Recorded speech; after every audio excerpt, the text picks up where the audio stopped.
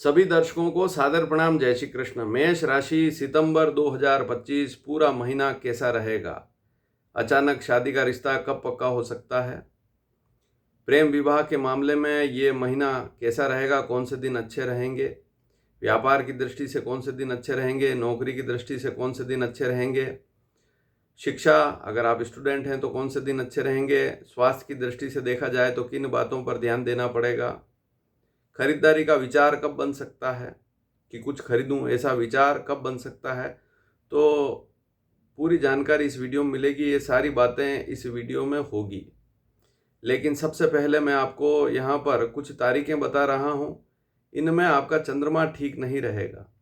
तो जब भी चंद्रमा ठीक नहीं रहता है, कोई बड़ा काम करना है या कोई छोटा मोटा मुहूर्त भी करना है, क्योंकि बीच में श्राद्ध पक्ष भी आएगा तो लोग मुहूर्त तो नहीं करेंगे, लेकिन उसके अलावा भी कोई तारीख मिल रही है तो वहाँ पर इन दिनों में कोई काम ना करें। तो सबसे पहली तारीख कौन सी है? 1 सितंबर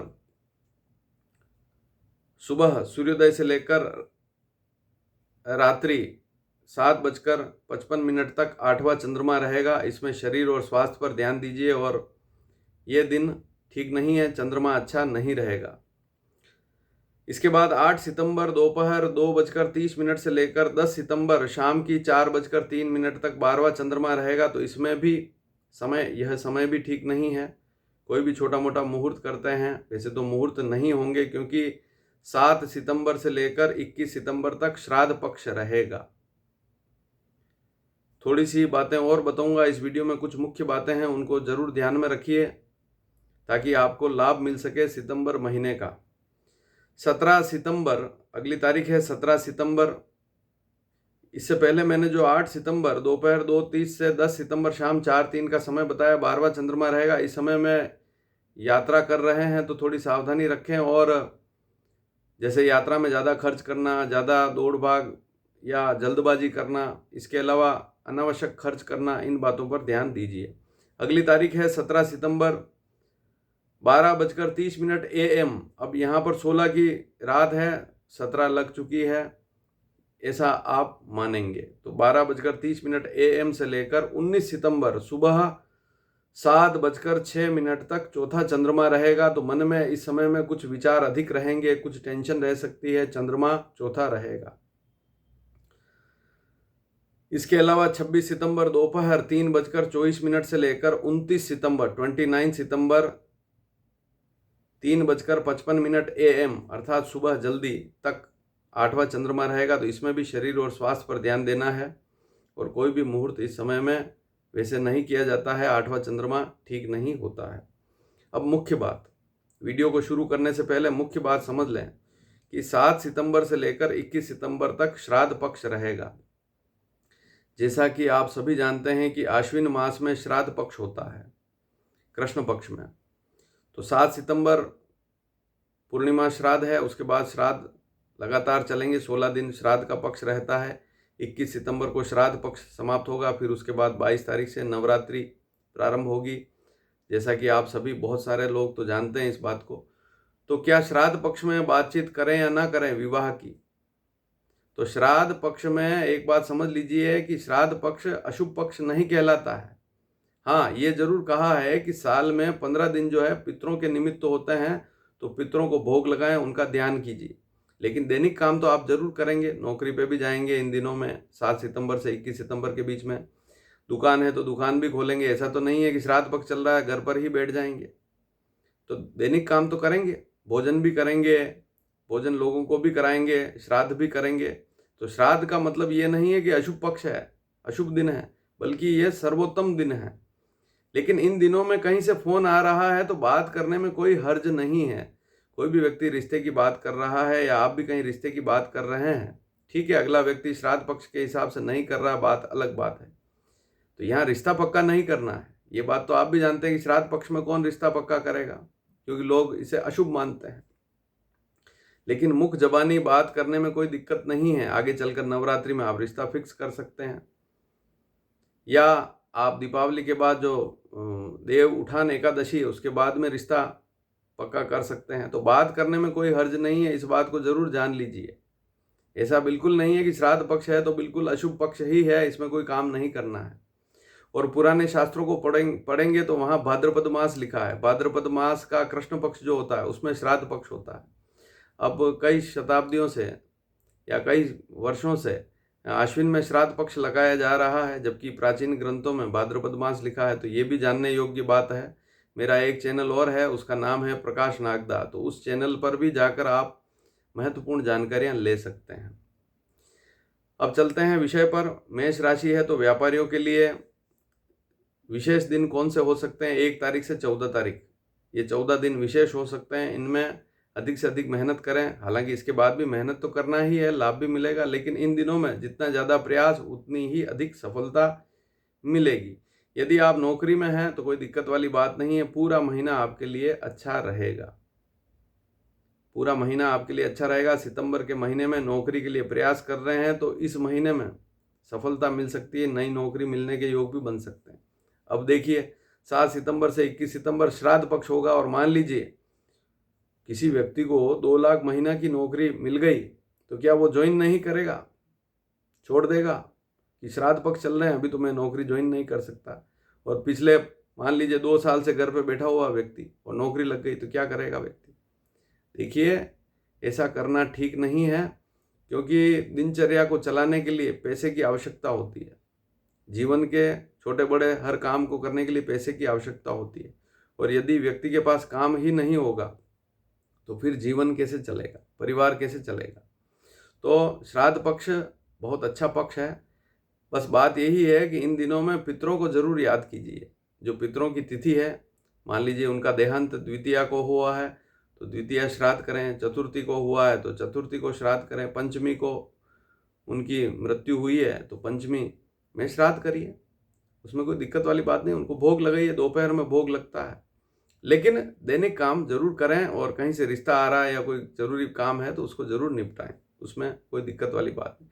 हाँ ठीक है, आप खरीदारी नहीं करना चाहते हैं या कोई नया काम शुरू नहीं करना चाहते हैं, वो बात अलग है, लेकिन जरूरी काम है उनको तो करना ही पड़ेगा। और मान लीजिए किसी लड़के की उम्र 35 साल 36 साल हो गई और अचानक से कोई रिश्ता आ गया इस समय में श्राद्ध पक्ष में, फिर क्या करेंगे आप? तो बात करने में कोई दिक्कत नहीं है। मैं यहाँ पर ये नहीं कह रहा हूँ कि आप सगाई कर लें इस समय में श्राद्ध पक्ष। सगाई तो बाद में भी कर सकते हैं। सगाई के लिए समय भी देखना पड़ेगा, विवाह के लिए भी मुहूर्त देखना पड़ेगा। तो शादी तो होने वाली है नहीं, लेकिन बात करने में कोई दिक्कत नहीं है। यदि आप स्टूडेंट हैं तो इस महीने की शुरुआत के 16 दिन आपके लिए काफ़ी अच्छे रहेंगे। अगर आप स्टूडेंट हैं तो शुरुआत के 16 दिन आपके लिए बहुत अच्छे रहेंगे। इसके बाद में हो सकता है आप कहीं व्यस्त हो जाएं या किसी व्यर्थ काम में लग जाएं, तो ध्यान देना पड़ेगा 16 तारीख बाद। और शुरू के 16 दिन अगर आप अच्छा ध्यान देंगे शिक्षा में तो बहुत अच्छी स्थिति रहेगी। स्वास्थ्य की दृष्टि से देखा जाए, अगर आपकी मेष राशि है तो इस महीने आपको वाहन सावधानी पूर्वक चलाना है। और इसके अलावा पेट से संबंधित कोई समस्या है तो ध्यान दीजिए। पेट का कोई लंबे समय से रोग चल रहा है तो लापरवाही ना करें। जिनको पीलिया टाइफाइड पहले से ही हुआ है पड़ा है, उनको भी यहाँ ध्यान देना पड़ेगा। और वैसे भी इन रोगों पर आपको ध्यान लगाना पड़ेगा। खान पान की शुद्धता पर ध्यान दीजिए, इन बीमारियों पर भी ध्यान दीजिए। शरीर में कमजोरी, थकान, लीवर में कोई समस्या ना होने पाए। अब खरीदारी का विषय में बात करें तो खरीदारी कैसे करेंगे? 7 सितंबर से लेकर 21 सितंबर के बीच में तो श्राद्ध पक्ष चल रहा है, लेकिन यहाँ पर एक बात मैं आपको बता दूं कि 15 तारीख बाद कुछ खरीदने का विचार जरूर बनेगा, उसकी योजना बन सकती है। खरीदें ना खरीदें बात की बात है, हो सकता है आप नवरात्रि में खरीदें, लेकिन 15 तारीख से लेकर 31 तारीख, सितंबर में 30 दिन होते हैं, तो 15 से 30 तारीख के बीच में खरीदारी का विचार बन सकता है। तो ये बात भी बड़ी महत्वपूर्ण है। किसी भी प्रकार की खरीदारी, भूमि, मकान, वाहन या और कोई वस्तु खरीदने का विचार बन सकता है।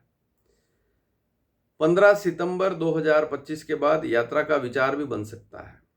कामकाजी यात्रा हो सकती है, नौकरी, व्यापार से संबंधित यात्रा या अन्य कोई यात्रा, धार्मिक यात्रा भी इस समय में हो सकती है, विचार बन सकता है। अब बात करेंगे मुख्य बात, अचानक शादी का रिश्ता कब पक्का हो सकता है? तो 14 सितंबर से लेकर 30 सितंबर के बीच में ऐसा योग बन सकता है। तो अब 14 सितंबर से 21 सितंबर, 7 से 21 सितंबर तो श्राद्ध पक्ष रहेगा। मान लीजिए 14 से 21 तारीख के बीच में किसी व्यक्ति का फ़ोन आ गया, रिश्ते की बात करेंगे वे आपसे, मान लीजिए, तो फिर आप क्या जवाब देंगे कि अभी श्राद्ध पक्ष चल रहा है, अभी तो हम बात नहीं करेंगे। ऐसे किसी व्यक्ति को टरकाना भी है तो प्रेम से टरकाएं, या कोई बात कर रहे हैं तो प्रेम से करें, क्योंकि रिश्ता आना, देखिए हमारे पास ऐसे ऐसे मामले आते हैं, उम्र बहुत अधिक हो गई है तो वे तो ये समझते हैं कि रिश्ता कहीं से आ रहा है, इसका मतलब तो वह व्यक्ति जो फ़ोन कर रहा है भगवान तुल्य है, ऐसा भी मानते हैं बहुत से लोग। तो समय का सदुपयोग करें। तो 14 सितंबर से लेकर 30 सितंबर के बीच में अचानक कहीं से शादी का रिश्ता आना, या आप भी कहीं बातचीत करेंगे तो अचानक रिश्ता पक्का होना, और 21 के बाद 22 से 30 तो है ही विशेष। अगर नवरात्रि का पक्ष देखें तो 22 तारीख के बाद तो 21 के बाद तो श्राद्ध खत्म हो जाएंगे। श्राद्ध का अंतिम दिन 21 तारीख है, तो इस बात को समझना बहुत ज़रूरी है। तो श्राद्ध पक्ष है तब भी बात करने में कोई हर्ज नहीं है। किसी व्यक्ति का फ़ोन आ रहा है तो 2-4 दिन बाद उनको तारीख बता दीजिए कि इतनी तारीख मैं इतनी बजे आपसे फ़ोन करूँगा। श्राद्ध पक्ष में नहीं करनी है बात तो। लेकिन अगर बात कर भी लेते हैं तो कोई दिक्कत वाली बात नहीं, या मान लीजिए आप अपने पंडित जी से मिलान भी पूछ रहे हैं इस समय में, तो कोई दिक्कत वाली बात नहीं है। मिलान करने में कोई दिक्कत वाली बात नहीं, क्योंकि आप अपने बच्चे या बच्ची की शादी नहीं कर रहे हैं श्राद्ध में, बात कर रहे हैं केवल। तो इस बात को बार बार कहने का मतलब यही है कि व्यर्थ श्राद्ध की शंका न करें।